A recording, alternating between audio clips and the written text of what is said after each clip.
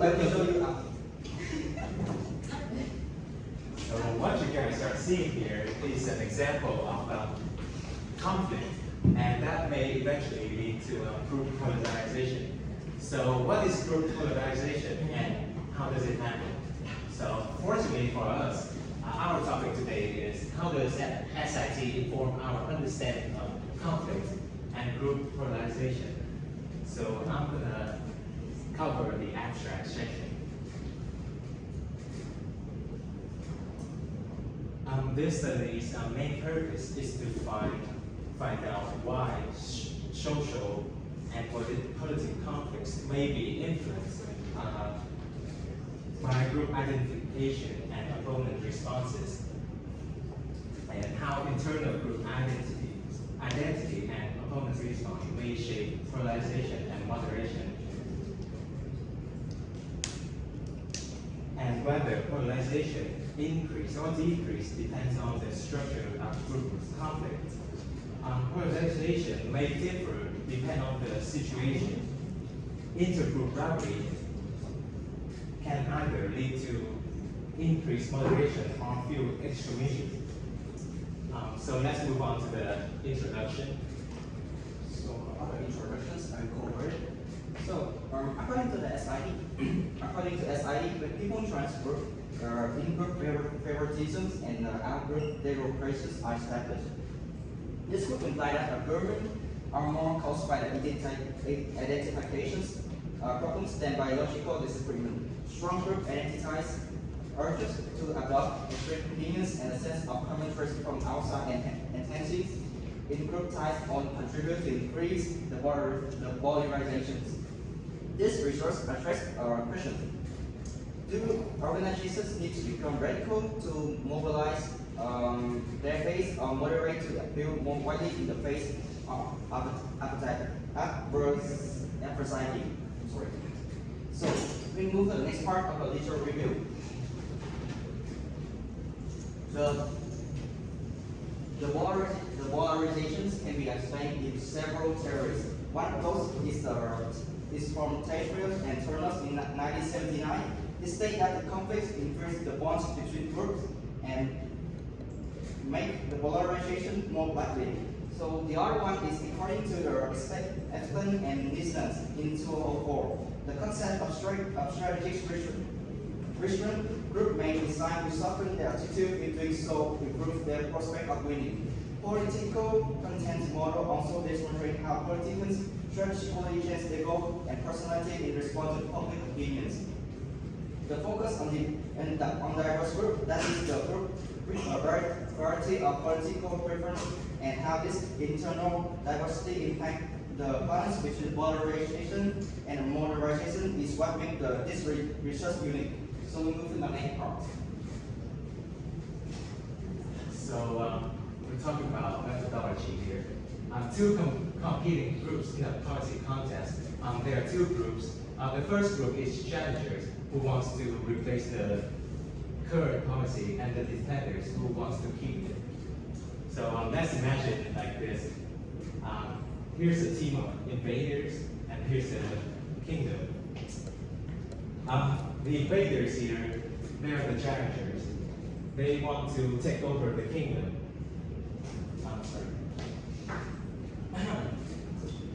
And the kingdom must defend its king. The people in the kingdom must defend it. So the first case one is a hidden target policy, which is the strategy to take over the kingdom. The kingdom does not know what the invaders would do. So the invaders will have the choice to choose their approach. However, in this group, there may be groupization because there may be many different approaches. Like these red guys here, they want to go head straight in to the kingdom. They want to head on to the kingdom.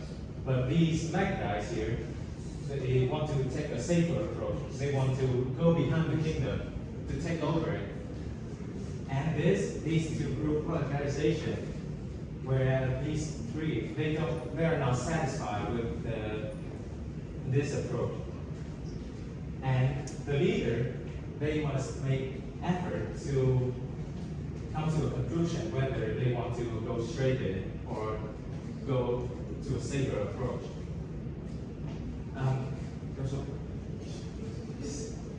Case 2 is visible target policy, which is the defenders now they can see what the invaders are up to. So now the invaders have to choose. If they decided to go behind their back, the defenders would know and they would be prepared. But if the invaders choose to go straight in, then the defenders, they may lower their guard because the approach is kind of stupid. So, but the invaders know that the defenders would lower their guard, so they may have a better chance.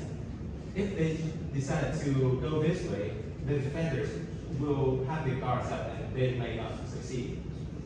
So that's it. So let's move to the results of the two cases. In case 1, where we have no enemies, the representative plays an important part in setting the group direction. If the representative is more radical than the group average, the members tend to be more moderate to unify the group. Conversely, if the representative is more moderate than the group average, members may become more divided. So, what is the SIT connection in case 1? Because we have no enemies in case 1, so the group will concentrate to strengthen the identity. Without an external enemy visible reaction, the group identity dominates. In case 2, when we have the visible enemies, the group strategy can be influenced by the opponents. The group change their position based on the external threats. About the CSF is they have two main types. Explain how the group modifies their stance. The ratio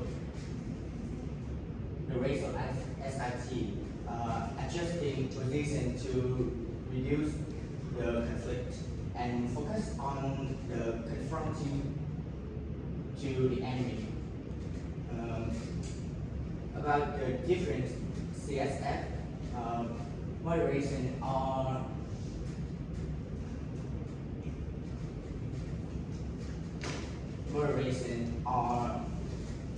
polarization based on how big of the group challenges and whether extremists or moderates dominate the challenges. The SIT connections of case 2 based on if they have a strong opponent, the group will be moderate to get winning. And conversely, if the opponent is weak, the group radicalize to further. And let's move to the next one. Okay, let's move on to the discussion. This study revealed 3 key insights. First, organizations defend not just their policy, but also identity. Challenges strategically choose policy that unite them and weaken opposition. And that's why political conflicts feel emotional, not just logical. Second, opposition feels polarization. Threaten would take stronger stances to stay united, creating a cycle where both sides grow more rigid over time. And lastly, reward making is really deepens polarizations. And if like if winning, defeating the other side's groups, keep pushing further to the extremes. This supports SIT. This supports SIT radical action strengthen group loyalty, but also division. And let's move to the conclusion. This study shows how SIT explain the profound division caused by social and political disputes. Polarization is calculated identity move rather than morally an intellectual event. However, when intergroup pressure compels groups to look for whether a few moderations may take place, the nature of the dispute and the criteria used to judge victory have a significant impact on whether faction compromise and radicalize. And as we move on to the limitations. So we start with the limitations. So Romeo, in spite that the article provides a lot of useful information, but we still have some drawbacks. So the first one we say is that the article shows that it's assumed the logical decision making, but however, emotions like anger, happy, loyalty, fears, and something like that, can assist the strategies, and also can contribute to the polarizations. Secondly, well, it focuses on the short-term strategies. While SID argue that ongoing conflict graduate and identity split, making the future moderations more challenging. And thirdly, the impact of social media and digital platforms is not taken into considerations. Social media promote in-group bias and out-group hostility, which further polarize hostility beyond civil group and competitiveness. So that's the end of the limitation. We move to the last one.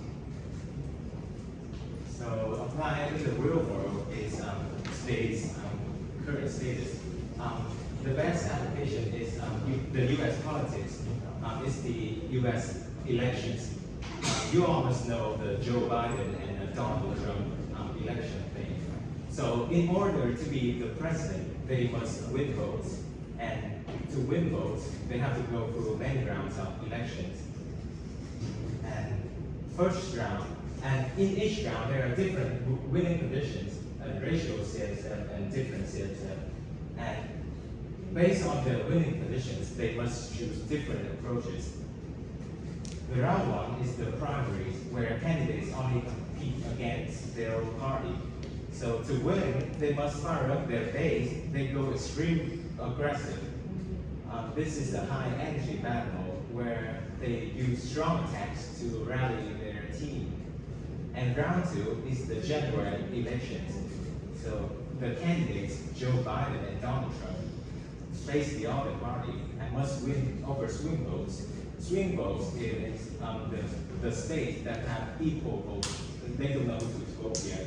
So going too extreme, they might scare off the voters and the moderators, a person who will hold moderate views.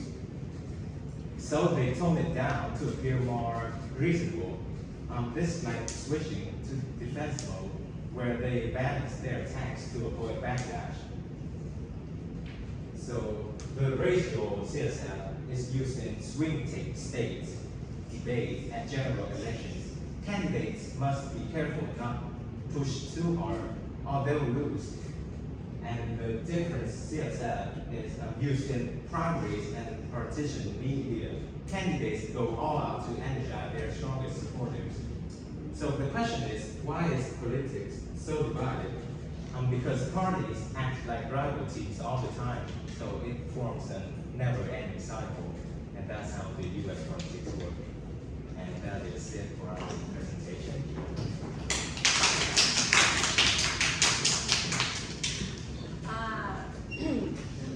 I had a question.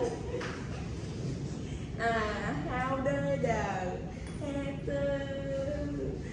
the từ đó biết đọc rồi. Heterogeneous.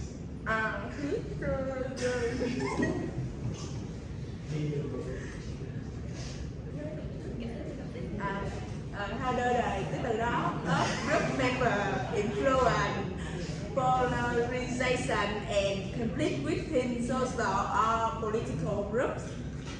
Yes, this is my question. That is a pretty interesting question. And to answer that,